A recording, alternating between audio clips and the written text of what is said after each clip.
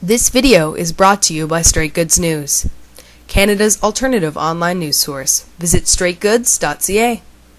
Can you tell us on Vikileaks, tell us what you knew, how you found out, who is the staffer in question? The staffer in question is named Adam Caroll. I learned yesterday from our whip, Judy Foote. The speaker, the clerk advised her that they had some information with respect to Mr. Caroll. And I then asked my chief of staff to speak to Mr. Caroll yesterday. I came back to Ottawa late last night. I met with Mr. Caroll this morning. We went over what he did. He was extremely apologetic. He's a perfectly nice, hardworking individual who showed a real error in judgment in terms of.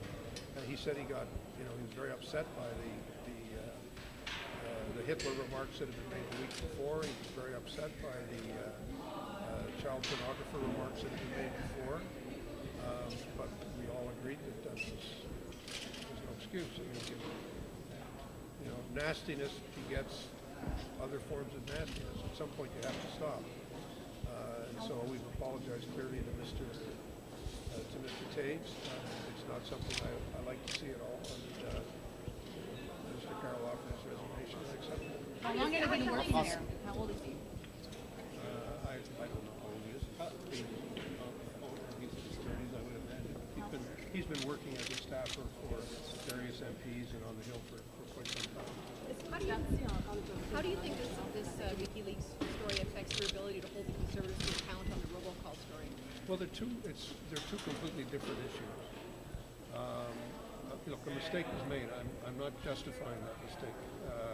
And I'm also standing here saying I carry the can here, and I understand that. I've been at this coalface for over 30 years, and when mistakes are made, it's the guy at the top who has to take responsibility. And I do that.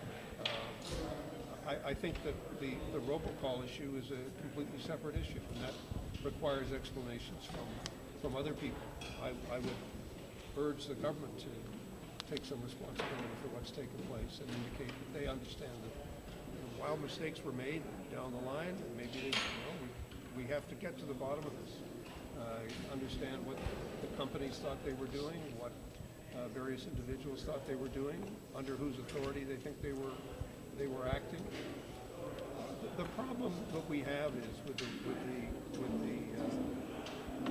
electoral fraud issue, really, is that there are too many separate instances of documented cases where people got phone calls either telling them to go to the wrong place or harassing phone calls coming in on a day of religious worship or coming in at midnight. There are too many separate examples of this for it to be all a coincidence or a whole series of coincidences. And I think that's what requires an explanation. And quite frankly, that's an issue which I think all of us have to have a look at and pursue, because the interest that we have is making sure that the results in particular ridings are fair and reasonable, and those issues are going to be determined.